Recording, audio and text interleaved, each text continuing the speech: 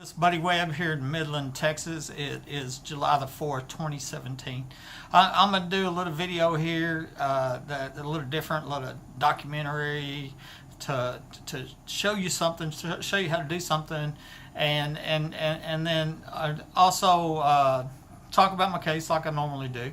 But you might have noticed in the past where I say things like 47 days before Midland K-9 police officer Chad Simpson murdered his wife Sandra Simpson, I sent pictures to the Mayor Morales and of the secret police and asked them the simple question is, do these people work for the Midland Police Department or not? But the reason I brought up that story is because 47 days. Where did I get that 47 days?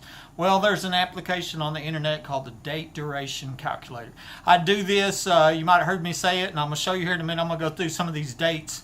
810 days after Haley Dunn's reported missing, then her remains are found in Big Springs. 2 days after I wrote the Department of Justice and suggested that they come here to Midland, find these tunnels in this underground facility that a half dozen people are documented saying is here, and then all of a sudden she's found. But anyway, once again, 810 days. Where did I get that? I'm going to show you how to do that. So let me flip this around to the computer, and I'm going to show you that. It's pretty cool. Okay, I got it back. Right now I'm just on my my Facebook page here, and of course that's under Buddy Wayne Webb. On Facebook, I posted this picture today, and so there's my smiling face.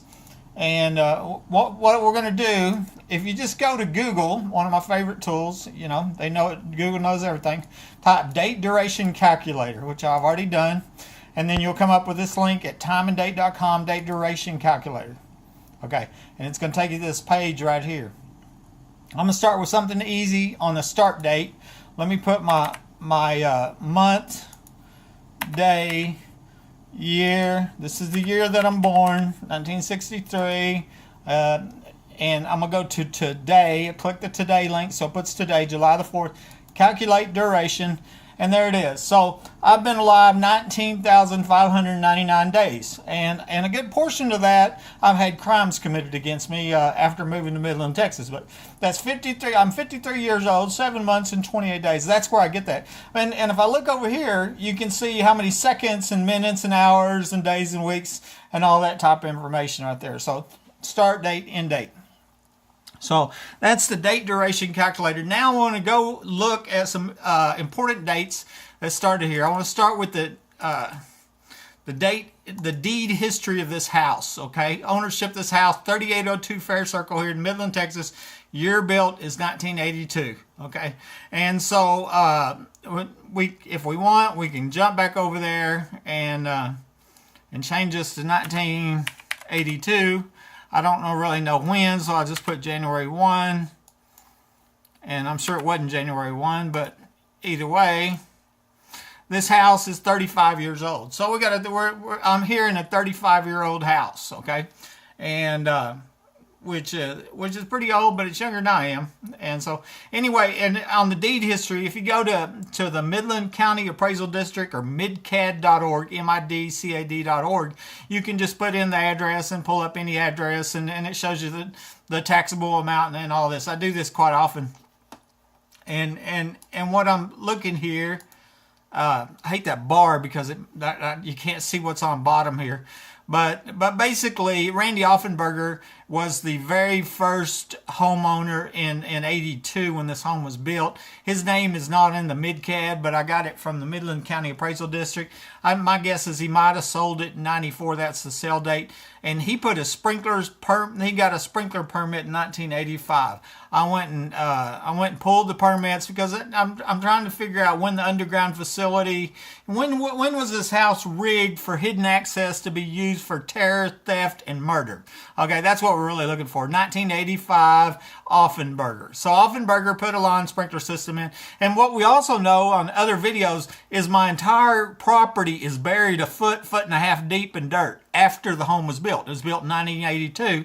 So by 1985, 3 years later, somebody come in there and put a foot of dirt, which is against code for one, and two, it doesn't make any sense because that costs just a huge amount of money. And then you go, where did the dirt come from? Well, maybe it come from the underground facility. You see where I'm going? Maybe this home was rigged for terror and murder a long time ago, 30 years ago. I don't know that, but you know, here's the clues I found out. Randy Offenberger, I think he works for Pioneer, lives maybe in Dallas or Flower Mound area, and so I found that, and so we don't really have to put that date. That's not exact date in the date duration calculator, but I wanted to go over that date. Okay. And then he sold it to Morris Kurt. Okay. Just this week, one of Morris's children, I think Kelsey was her name, somebody private messaged me this super rude comment. She called me a sick dog on parvo. I never even met this girl. You know, she used to live in this home that's rigged for murder that I was shot and left to die in. And so that's weird. And then her brother threatens me. And I'm like, what's wrong with you people? Because I don't even know you, you know? I mean, here, I'm a Christian. I'm a crime victim. Spent my life savings on a home. Come down here, volunteered to raise money for United Way. And all of a sudden, I'm up against this human trafficking crime ring protected by secret police that murdering people. You know, murdering one homeowner after another deal, you know? And then we got the rude kids here. And I don't know Morris. I just know this week that I documented their comments and their profile information in case they do know something about this underground facility. Then I'll have that documentation that they were harassing and intimidating the witness of a capital attempted murder. In case they do. In case this was put in back before when they lived here and they actually knew something. And that explained the rudeness and the threats. Okay, so sold it to Brandy Merrill in 2003. Brandy Merrill, I noticed, had a lot of friends from my hometown Hobbs on her friends list years ago.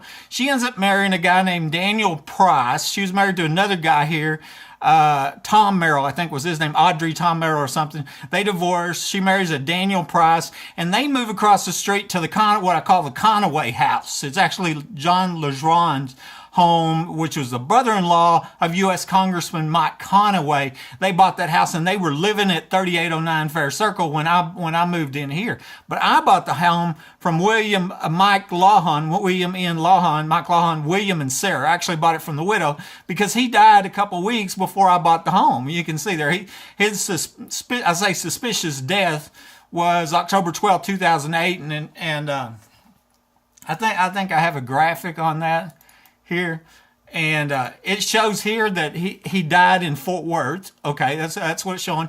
He died of acute proxyphene intoxication, which I looked up on the internet. It was a rare poisoning. I believe it's Darvocet or something like that. And then the Odessa American posted on here on the 14th. He died on the 12th. Said he died in Fort Worth. And then they come back and changed it on the 18th and said he died at his residence here in Midland.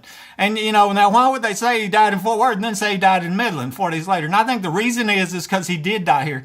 Because my neighbor that lived directly across the street, Marilyn DeLuigi, told me 2 times that he died in this house, that Mike Lawhon died here, not in Fort Worth. And one time she looked at me and she says, I should know, right? And yeah, you should know. You live across the street. And so I really believe, especially with what happened to me and knowing there's underground access and all the crimes that he was murdered here, taken to Fort Worth. They sold the home to me. That's my guess. And most likely, probably secret police involvement. I mean, that would make sense. And so then we're moving along. So my first call for a burglary, okay, and this isn't people getting in my attic, this is just people coming in my home, okay. I'm a real clean, tidy, neat person. I know if somebody, you know, if something's out of place, and of course it, you know, I don't think they plan. I think this has been going on all along, and they were running a business, a crime business, for racketeering business out of this home. That's what it looks like. It was sex trafficking to the truckers out back is what my guess is. So November 9, 2010, let's put that in our date duration calculator. So since we got a date here, okay, November 9, 2010, okay. So this, when I go to today, This will tell me how long it's been since my first, been 6 years, 7 months, 25 days since I made my first call to the police for a burglary of this home. Get that in your head. 6 years, 7 months. Okay, let's change this date over here to the date of the murder attempt. The day that my phone lines were cut and I was shot and left for dead inside my home. Okay, and that would be 1/28/2012. Okay, and so that'll give you an idea here. Here, we calculate duration. Okay, so 445 days. So it was a year and 2 months, 14 months after my first call for a burglary is when they tried to murder me in my home. Okay, so we got that down. I wanted to show you that. And then my first call for somebody in my attic, okay, come in here on January 8, 2011. It was a couple of months after my first call for a burglary. My first call for a burglary was somebody was in my living area of my home, okay? Not in my attic, but in just the normal living area of my home. They had left a clue and I figured it out, okay? And so each of these times, you're also going to see that they started calling me crazy on the very first call. Here I'm a 28 or 25-year company man, never had a felony. I recognize that somebody broke into my house, committed a felony, and all of a sudden I'm being called crazy. Automatically. This call was for the attic. The first one was just a burglary. Okay, so you can expect anybody, anytime anybody in this town calls because some criminal breaks in their house and they're called crazy for calling the police. Okay, and also they documented the shotgun. Look at there, you notice that, and that was all January 8th, 2011. And here's the guys that come over, Joseph Moeller and Peter Dellinger. It was their two names. Okay, this is interesting. 1/28/12 is the night of the murder attempt. Somebody put an X reference back to this police report from January 8, 2011. And if you remember, on December 20th, 2011, I was told, we're creating a document trail on you. And I think this was a document trail. If we could figure out who did that at 11:30, I called that at 10:42. A few minutes later, somebody was putting a document trail back to that report already. And so that's kind of interesting. So we can go back January 2011, plug it into the date duration calculator. All right, and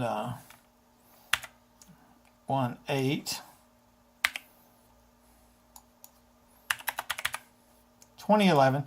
So, and let's go to today. So what this is going to tell me, when I hit this button, it's going to tell me my first report to the police for somebody in my attic. And that's going to be important because we're going to find out in a minute that the last burglar alarm to go off in my attic was today. Okay, so this is how many days of absolute unbelievable terrorism has been going on. When I say thousands and thousands of felonies have happened, look there, it's actually 2,369 if we count one felony per day. And it's probably more than one felony per day. Thousands and thousands of felonies. 6 years, 5 months, 26 days. First call the police for somebody in my attic. Burglar alarm in my attic goes off today, got recorded on camera.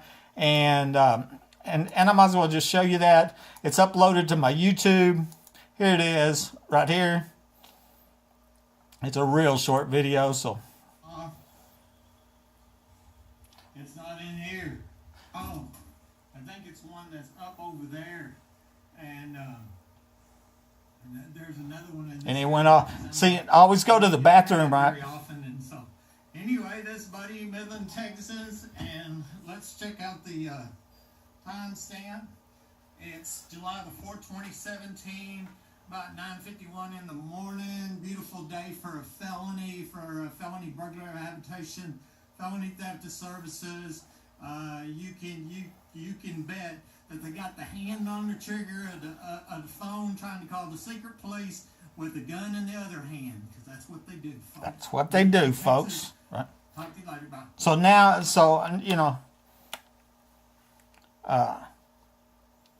I'll just close that out.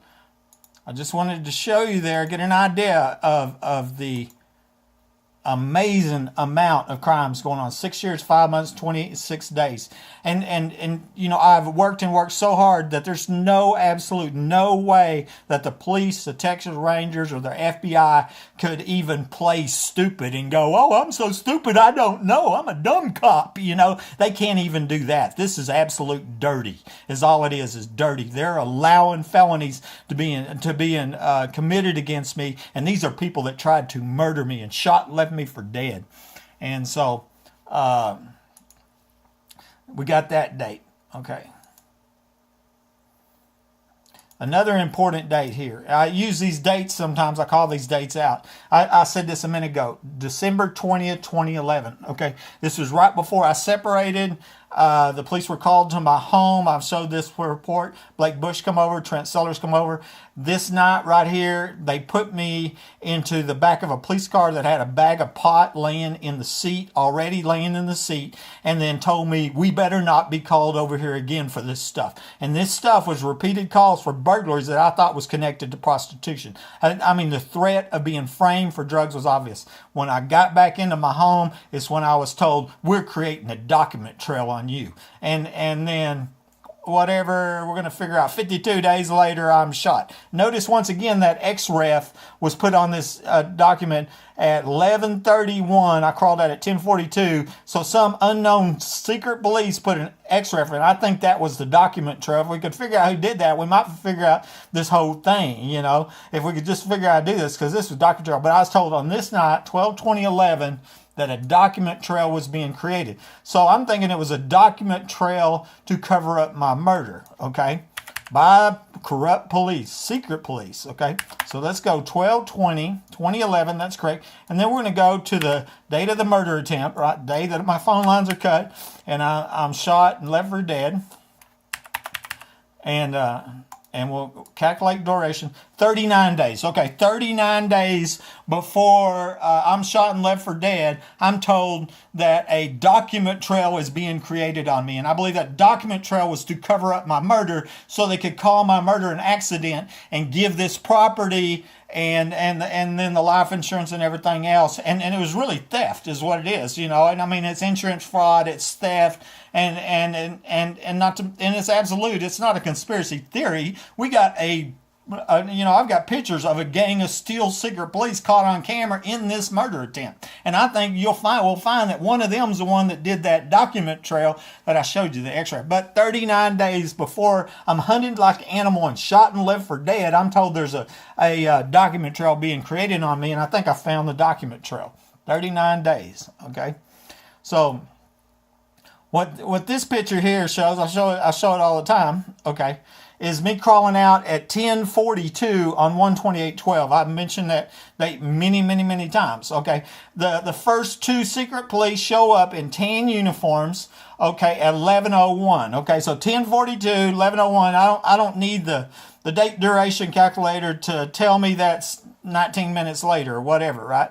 Okay, my attorney subpoenaed the police records. Nobody can tell me who they are. The video, which is on my YouTube, shows them. You see it's a police car, an unmarked police car. You can see the holster and their guns.